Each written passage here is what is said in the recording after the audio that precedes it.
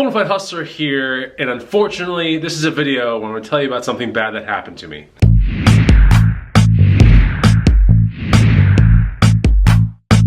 What's going on, guys and gals? Chris the Bonafide Hustler coming to you live from the inside of my garage. Yeah, this video is not going to be like the peppy kind of video that you're accustomed to seeing on my channel. But before we get to the content, make sure you subscribe to me on YouTube. Make sure you follow me on Instagram at the Bonafide Hustler. There's a free guide that can teach you 50 items that you can buy and resell, and you can find these items at garage sales and thrift stores. And if you're new to this channel, basically what I do is I flip used items that I find at thrift stores, garage sales, yard sales, flea markets, pawn shops, swap meets, things like that, and I put it on places like eBay, Facebook Marketplace, Craigslist, Nextdoor, etc. It's a lot of fun. I've been doing it for like 2 decades. I just love it. All right, so let me take you back a little bit. This happened about 2 weeks ago, and I definitely got scammed on Facebook Marketplace. It really sucked. I mean, super sucked. But I'll take you down the course of what happened. Essentially, it was a Friday evening, and if you guys know about local market reselling, it's a lot of fun to take used goods and put it on local markets to resell it. But when you find those used goods, you can find them at thrift stores, garage sales, yard sales, stuff like that, but you can also find them from the actual places that you're going to sell them on as well. So you could take like a thing from Craigslist and then, you know, buy it for cheap and then throw it back on Craigslist like a week later for more money, and that's basically how it works. So in this case, I was looking at a bicycle on Facebook Marketplace on a Friday, all right? Friday around 4 o'clock in the evening, or I guess afternoon, and here in Austin, Texas, that's like super traffic time, and this bicycle was somewhere that it would take me an hour to go get it, and then, you know, I'd be stuck in the middle part of town, and I'd have to wait out traffic in order to come back up north where my house is. Okay. So that was 4 o'clock on a Friday, and I found this bicycle. I won't actually put the pictures or anything like that, but it was a REI bicycle, and I go to REI all the time, so I'm very accustomed to like what they price bikes at brand new. And this was an REI branded co-op 1.1 hybrid or something like that. Kind of like an urban hybrid cross commuter bike. Really cool bike, semi-desirable. The guy was asking 200 bucks for it, and I said, will you take 100? And he was like, well, I'll do it 150.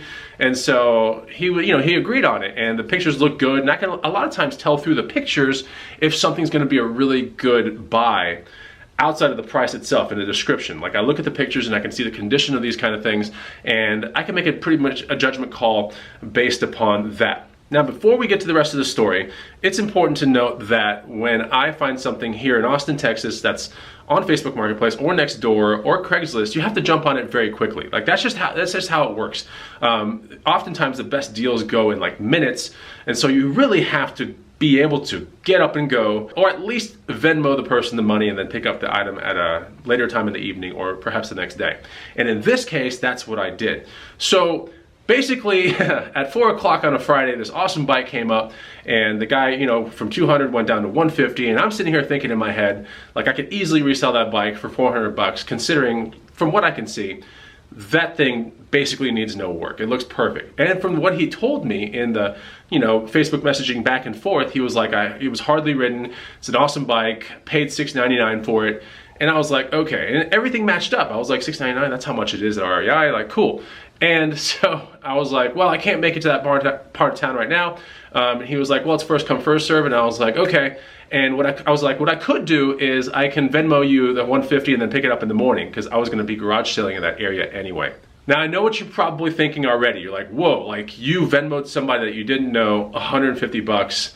Wow, you know? And I get that, I 100% get that. So before we get to the rest of this, comment down below if you've had instances where you've gotten scammed or ripped off, or if you start thinking like, I'm an idiot, that's fine. We can all put that down below. I wanna see y'all's stories, please put it down below. But yeah, here I am paying 150 on Venmo. And the thing is, okay, so I've done a lot of Facebook Marketplace deals and Craigslist deals, a ton of them. And I've done the Venmo thing and picked up the item a day later, sometimes 2 days later. No problem. I've done it hundreds of times, like hundreds of times. So this is not something that is just out of, you know, my normal thing, okay? Like, I do this a lot, and it always pans out just fine. In fact, if I looked at the times that I've been ripped off from reselling, okay? One instance comes to mind where I put something on my doorstep and I was like, you can put 20 bucks under the mat and then I came home later that evening, the item was gone. I look under the mat, the $20 is not there. So, you know, if you think about it, I'm like 20 bucks, like whatever. Like I've made tens of thousands of dollars off my doorstep, just people picking up stuff, and I'm not even there to like sell it, you know? So that's okay with me. 20 bucks gone, you know, tens of thousands of dollars in the positive, like I'm good with that. And that's the way I kind of view this thing, right? But that's not what I thought was happening when I was gonna give the money, 150 bucks from Venmo. And the guy was like totally talking to me back and forth on Facebook Messenger. So, you know, it seems like he knew a lot about the bike. He was talking to me like a bro. He was totally awesome. And I was like, okay, cool. So like, let me know your Venmo. And I sent the Venmo the 150 bucks. And he was like, cool, thanks a lot, man. And I was like, thank you for working with me. He's like, no problem, amigo. And that's usually the sign of someone pretty cool, you know, that I'm definitely gonna see the next day and I'm going to, you know, get the item from. And mind you, right, the only other time I've been ripped off, ever, was probably like 12 years ago on my doorstep for the 20 bucks. So, you know, you can imagine that in my head, I'm not thinking ever I'm gonna get ripped off, like ever. So, I do go through life being generally very trustworthy to people, and I think that's a really good thing to adopt. So I don't go around all scared and all that kind of stuff. I don't go around like super guarding my money, like mega tight, and then missing out on like all these deals. I'm a little loose with some of my money, and yeah, in this case, the second you know, that he got the money, that was kind of like the ceasing of the talking back and forth.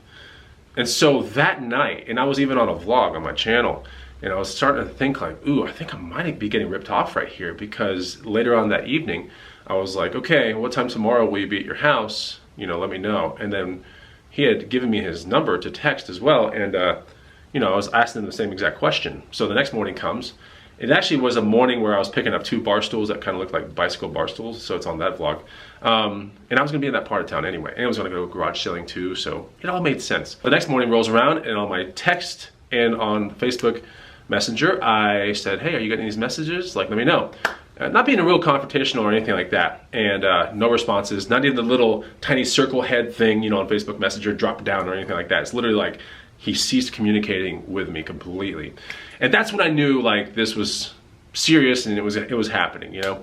And that's when I knew also, I was like, well, it was nice to have that 150 bucks in my Venmo account, but it's gone now. And that was it. So I told my girlfriend, and she was like, wow, you need to pursue and all this stuff. And in my head, I'm like, wait a minute, no, this is just part of the game. This really is part of the game. Now I'm sure this is where you guys and gals might disagree with me, but I look at this like any other stock out there or something like that. Like, you can't play crypto, you can't play Tesla or Apple without getting some retracements, right? You can't get these highs without a lot of times going, okay, there's gonna be some retracement somewhere in there. And that's the way I look at my hustling game as well. You know, there's a lot of like this, a lot of it, and there's hardly any of this. So I expect these things. Now, the fact that it's taken 12 years for another one to happen, I'm kind of pumped up about that. Now, that might not be the case with you guys out there, and I know with certain items that can be more prominent, right? In my experience, it can be more prominent with things like electronics or video games, motocross gear, like all kinds of weird stuff like that. I can sense that, I don't know, semi-shady individuals lurk around those kind of like circles, you know, shoes and fakes and counterfeit stuff, that kind of stuff. So I don't really mess with those things too much. Anyway, so you might be thinking like, what's the, you know, what happened after the end? And I spent probably 15 minutes of my life, you know, inquiring with Venmo, right? And saying like, hey, I got scammed, and here's all the text threads, and I had like 10 pictures, and I sent it to him, and that was it. I was like, I'll give this 15 minutes of my life, and that's about it. At this point, I will write off that 150 bucks. I'd pretty much written it off anyway, but I was just gonna see if they would do anything. Of course, Venmo says, hey, don't send money to anyone that's not your friend, and as soon as the money travels out of your account to their account, it is in their custody. There's nothing we can do, like, sorry that happened, you know, just send to friends and family. So that's the end of the story. I didn't get the bike. Someone got my 150 bucks, and you might be thinking like, well, you know, can't you do something else, or can't you go after the guy somehow? I could go after him with, like, you know, involving the law and everything like that, but now we're talking like hours spent to try to reclaim 150 bucks, you know? It makes no sense to me. Like, that makes zero sense to me. But, you know, there's always that thing in the top of your head that's like, well, maybe I can look around for the guy on in town somehow and database search his name, and maybe I can like try to find a similar listing and see if he's trying to do this to somebody else in town and then meet up with him or something. But my guess is this guy's not meeting up with anybody. He's just literally looking for some person that's willing to do the Venmo thing like I did. And do I look at myself as gullible, or do I look at myself as stupid? No. I look at myself as this was destined to happen at some point. So, you know, the reselling game is so much fun, all right? And I like looking at the revenue stream as this big, fun, energetic thing that I like to play in, you know? And if I was to take all that energy in that big, long, you know, income stream and focus on this little thing at the very end of the bell curve, you know, like the returns or the scams or anything like that, it's just not worth my time, right? What is worth my time is that entire income stream, and that's so much fun. That's worth my time, but not the little things, because a lot of times that smokes up a whole bunch of time and you usually don't get your money back at all. So am I wrong? Am I stupid?